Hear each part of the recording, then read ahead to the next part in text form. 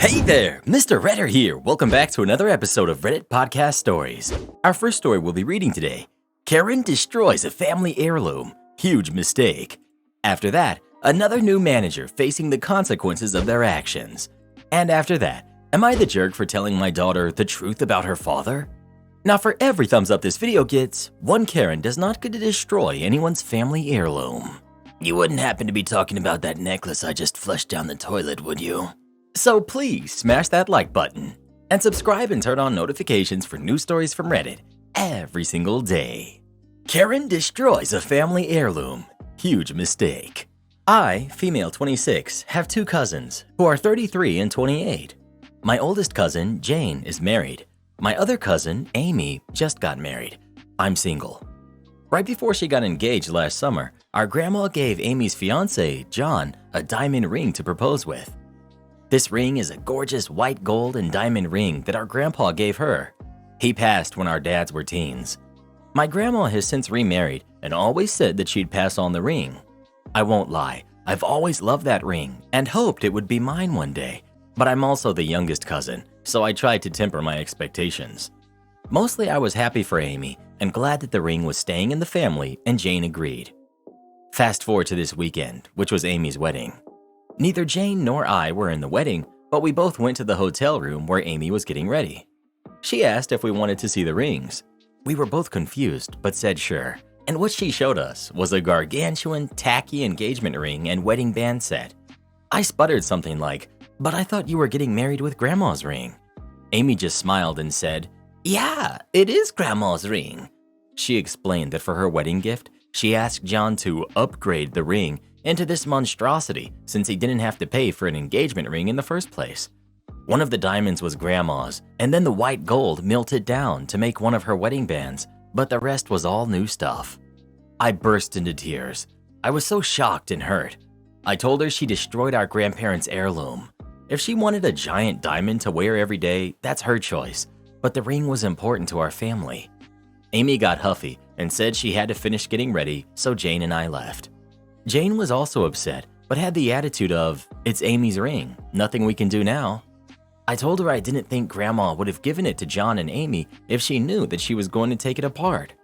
I found Grandma and asked her if she knew what Amy had done. Amy's mom had told her that Amy had to have it resized and have the setting fixed, but Grandma had no idea that it was made into an entirely new ring. She didn't say anything, but I could tell she was upset. The wedding went on, but everyone could tell there was some awkwardness between me and Amy, and Jane and Grandma are refusing to talk about the matter. Amy is saying I owe her an apology, but I don't think I'm in the wrong for saying she destroyed a family heirloom. Plus, the fact that she didn't tell anyone what she was doing and misled Grandma says to me that she knew she was in the wrong, or at least it wouldn't have been condoned. I feel like she saw it as not an heirloom, but a way to subsidize what she really wanted. I know the mature thing to do is to just get over it and accept that it was given to Amy and she made her choice, but I'm finding it really hard to get over what she did. Am I the jerk for feeling the way I do? Not the jerk. What kind of jerk takes apart a family heirloom? You can't be blamed for having an emotional reaction, and she's so trashy for what she did. The deed is done and it was given to her. However, if she just wanted the diamond, she should have, ideally, kept the setting to pass on to others, or even use it for a different stone. Perhaps ask Grandma if she has pics of the original setting so you can have it remade as an homage to your grandparents. You're the jerk. You put a blemish on her wedding because you're jealous. She was gifted the ring and used it to create one more to her style. It can still be just as sentimental to her and still be her grandmother's ring. Not to mention, you go on about an heirloom ring as if it's been handed down through multiple generations. It's not an heirloom. It was your grandmother's ring. You're the jerk. Did you really have to tell her this on her wedding day? And did you really have to tell your grandma on the wedding day? You couldn't just smile and pretend to be happy for her. You could have told her a week or a month later. It's not like it was magically going to change back when you started crying over it. You should have just let her be happy with it, at least for that one day. Another new manager facing the consequences of their actions. I'll keep the details as vague as possible because I'm still with this organization. I work for a government department. We have offices and locations all over the state. I'm based out of a city that's about a 2-hour train ride to our head office. At the time, I was working on a team that had members working remotely all across the state, looking after policy, process, and quality assurance. Our old manager had gone and gotten himself promoted for being genuinely brilliant at his role. So our new manager, Steve, was hired in from the glorious world of banking, and he was here to whip us lazy public servants into shape. A few days after he began his role, he called us all to a teleconference to inform us that he wanted all of us to be at the head office at 8 a.m. tomorrow morning for an all-day in-person team meeting. He wanted to see us in meat space to size us up, understand what we were doing, and see where we weren't keeping up with the private sector. As I mentioned, due to the nature of the work we were doing, we were all across the state. So in person, whole team meetings were rare, and if they occurred at all, they were booked weeks in advance. We were all adept at video conferencing long before lockdown. Some of us tried to tell our new high-flyer manager that almost none of us were in the same city as him, and to be there on such short notice would mean travel expenses, meal allowances, overtime, etc. He didn't seem to care and told us in no uncertain terms to just be at the office tomorrow at 8 before abruptly hanging up. Now I should explain something. I'm one of a handful of union delegates in our department. I know our award back to front, specifically the sections dealing with travel, allowances, and overtime. So I engaged malicious compliance mode. If Steve wanted us there, fine, but it'll cost him. So I quickly went about emailing my team what Steve had done by requiring us to be in the head office at 8 a.m. and what to do. Because we'd have to travel outside our normal work hours, our workday clock started ticking the moment we left our homes and only stopped once we got home. Some of our team traveled overnight. They were entitled to overtime to travel, a dinner allowance, an accommodation for the night, and the same returning. As someone traveling in the morning before 7 a.m., I was entitled to a breakfast allowance, lunch allowance, and if I got home after 9 p.m., a dinner allowance also. So I left my house at 5 a.m. to catch the only train that would get me there in time. The train was running slightly behind, but I made it in time. So my first 3 hours of my workday down, and I'd done no work. After a brief period of us introducing ourselves to Steve, he proceeded to spend the next 4 hours telling us about all of the things he did at the bank, how he made so much money for them, where they had sent him as a holiday bonus, how we're all stuck in the past in the public service, the work he had seen wasn't up to private sector standards, etc. He had all the assuredness of a finance bro who had always failed upwards because others had picked up his slack. By 3 p.m., my entire team were into overtime pay territory, and Steve was just warming up with his non-charm offensive. Another 3 hours go by with Steve verbally patting himself on his back, deeply in love hearing his own voice, but all I hear is cha-ching. Steve decided that 5 p.m. was a good time to finish up. He stopped mid-sentence, looked at his watch, and unceremoniously said, "That's all for today. Go home now," and walked out. After I and a few others gave a few awkward shrugs to each other, we all packed up and started to make our separate ways home after doing no work all day. I myself got to the train station pretty quickly and saw a train was leaving soon that would get me home around 8 p.m. Or I could catch the all stations train and get home closer to 9:30 p.m. You know what? No matter how fast I could run, I just couldn't catch that earlier train. Darn, I'd just have to catch that all stations train and be on the clock for another hour and a half, plus have my dinner paid for. Such rotten luck. I submitted my claims the next day, 4.5 hours at double rate, my train tickets, my taxi fares to and from the train station, my breakfast, lunch, and dinner allowances. For me alone, it was close to $500 expense claim. The rest of my team followed suit and ensured that they claimed everything too. Steve tried to fight us on approval for the claims, but quickly learned that unlike in the world of banking, most public servants are union, and we'd raise heck if he tried to deny our award-guaranteed allowances. His all-day Steve Fest symposium blew a good $6,000 hole in his budget. Needless to say, while Steve was our manager, he never required us to attend an in-person meeting again. Video conferencing was just fine. He only lasted 6 months before leaving for new opportunities. He just went back to his old job at the bank. Guess he was the one who couldn't keep up. Am I the jerk for telling my daughter the truth about her father? I got pregnant in college when I was 19. Her father was in the same position. Prior to doing the deed, I told him if anything were to happen, I would be keeping the baby. He said he understood. When I got pregnant, he refused any contact with my baby or responsibility. He took things further by telling my friends and his family that I planned the pregnancy to trap him so they wouldn't judge his actions. This was not true. He paid mandatory child support, but it wasn't much. It was hard, but I love my daughter and I wouldn't change a thing. She's wonderful and smart, and she's my whole world. He reached out to me on Facebook saying he wants to be in his daughter's life. He's married now. I did some searching online. His wife has frequently posted about her infertility struggle. I was against it because he's had no part of her life.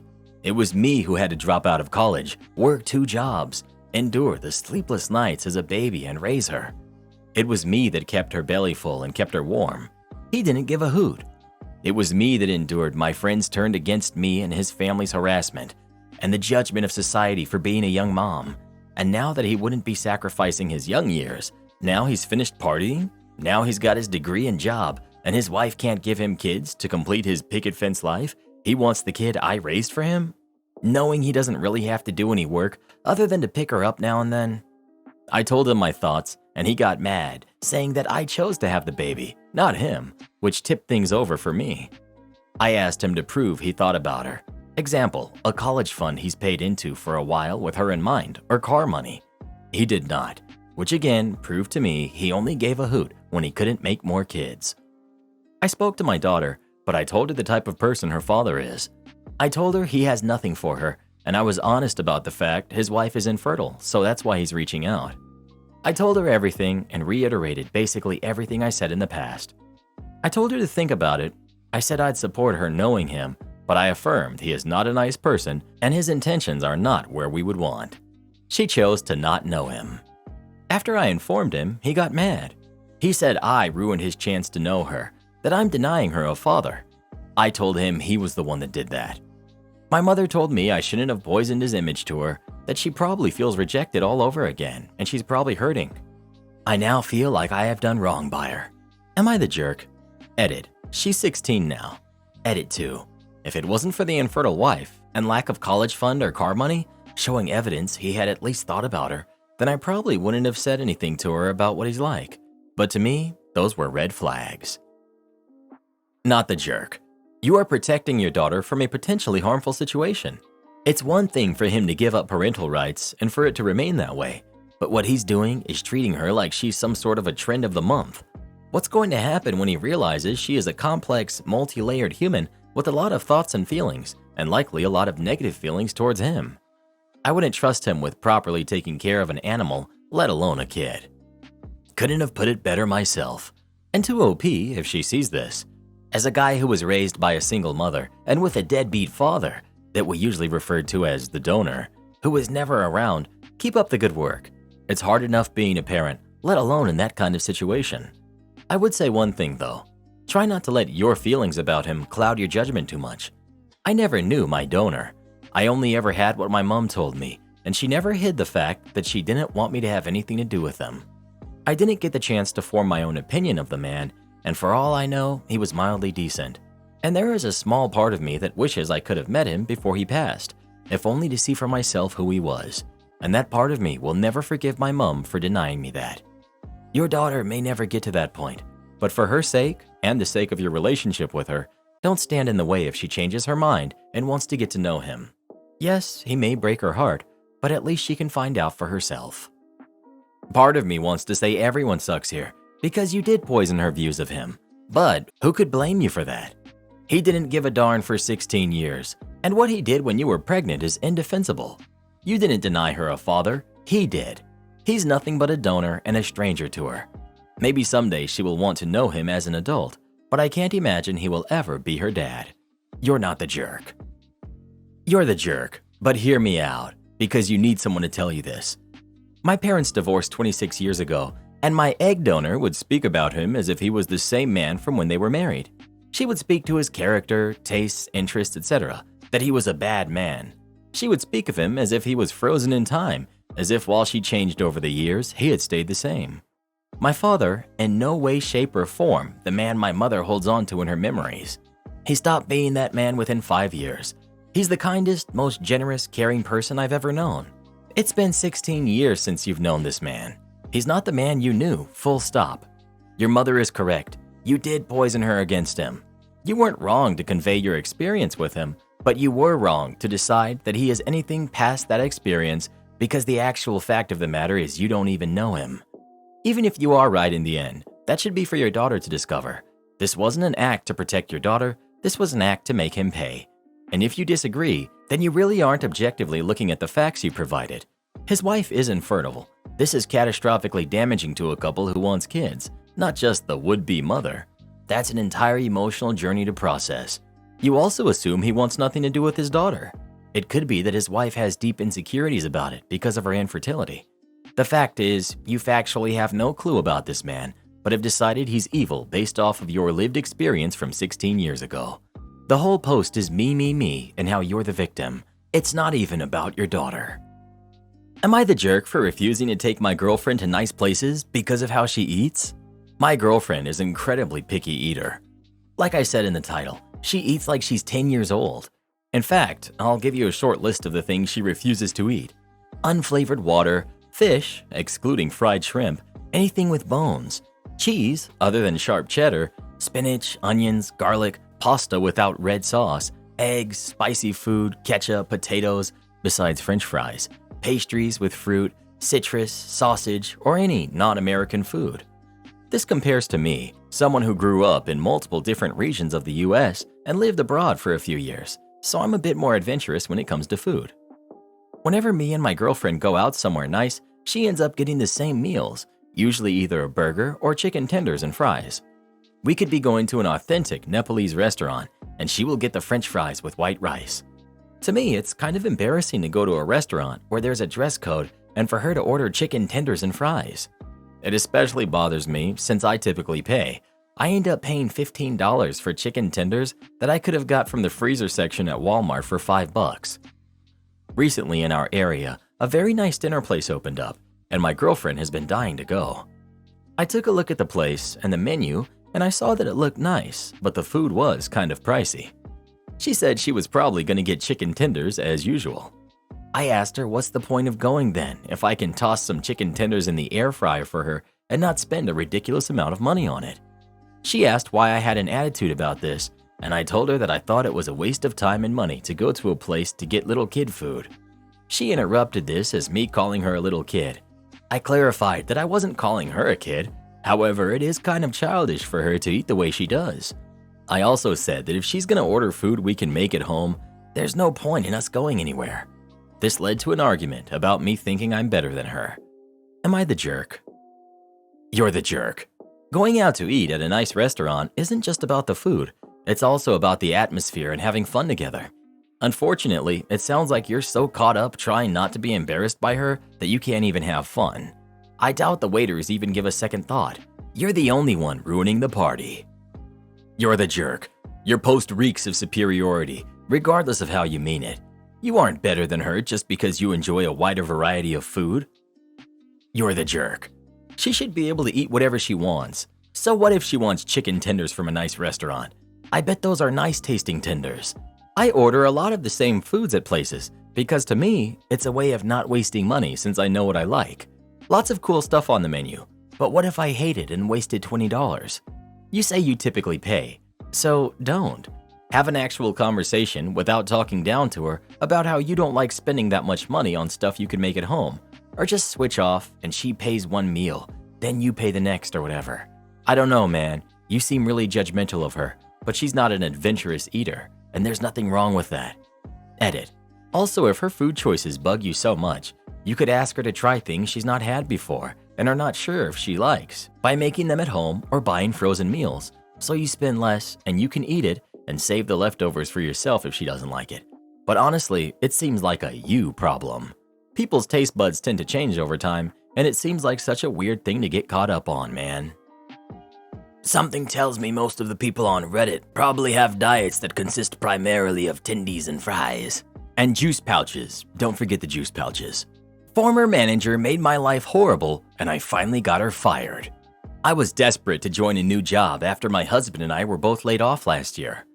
When I was offered a new role, I knew it would be a step down from what I was doing, but the manager and the team seemed great, and that part has not changed.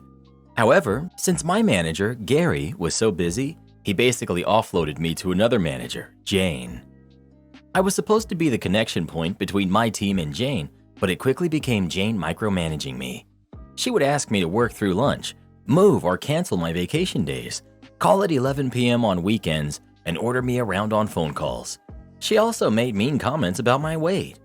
The list of personal slights so long that it filled 3 pages.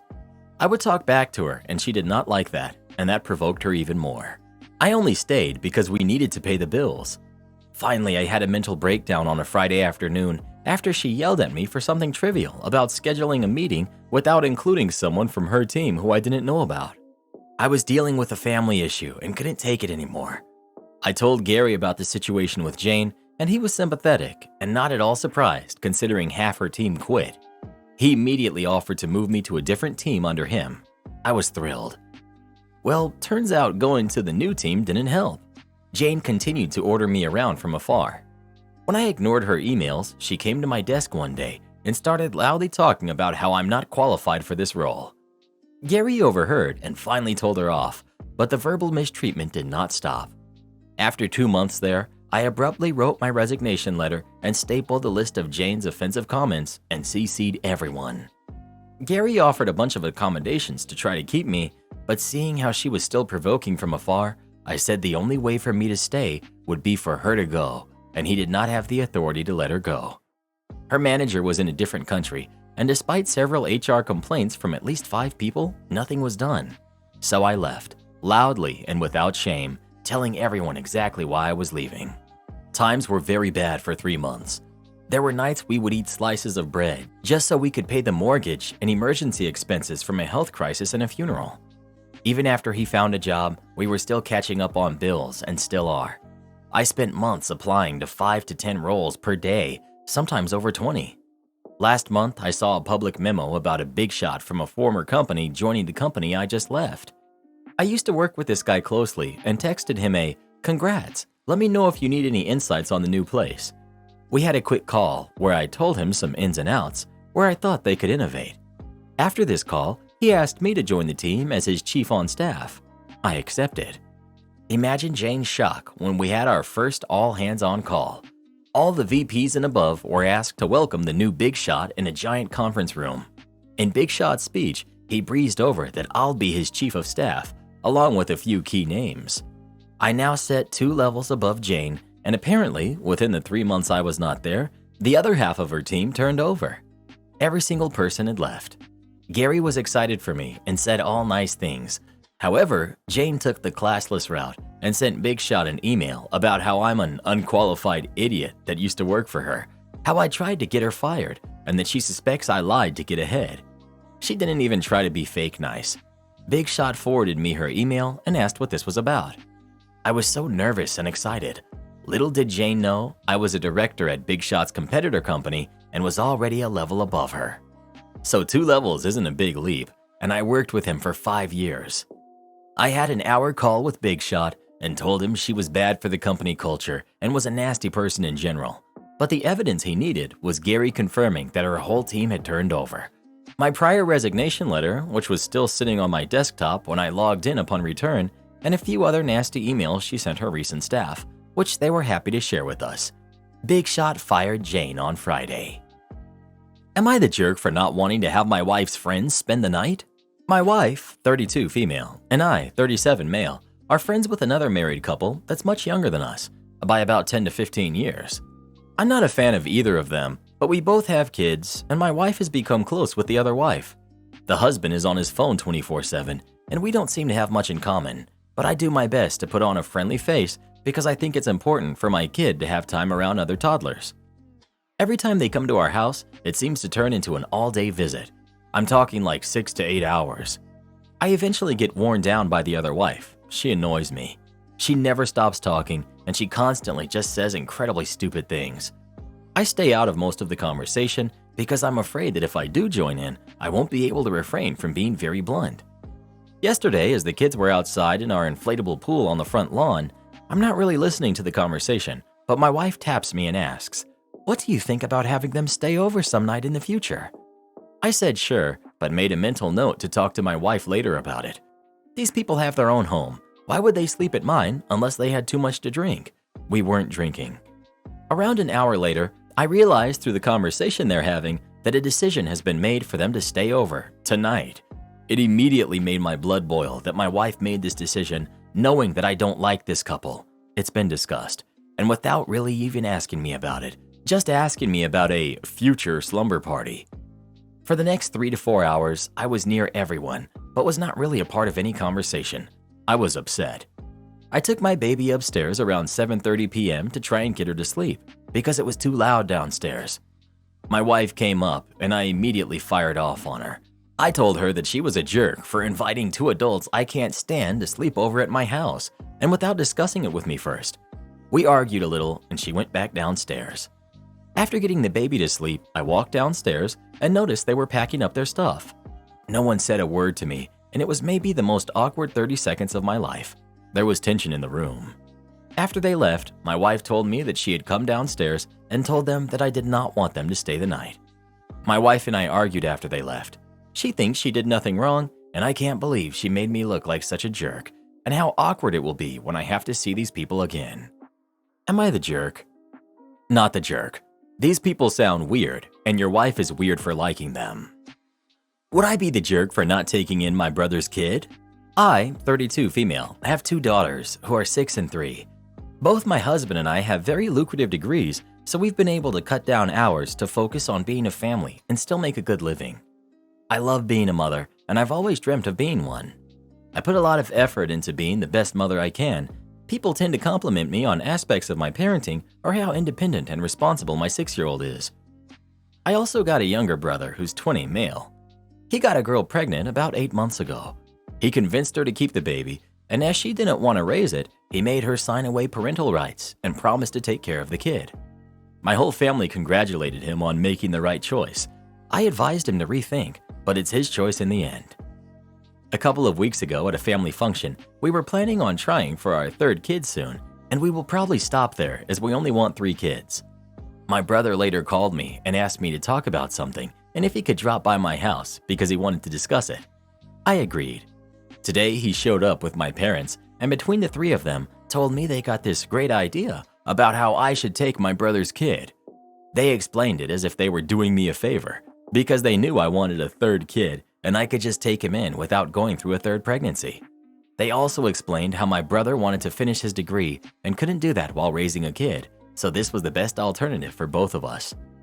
I told them I didn't know and that I needed more time to think about it, but that I didn't feel comfortable in the position I was being put in because raising a kid is not something to be taken lightly.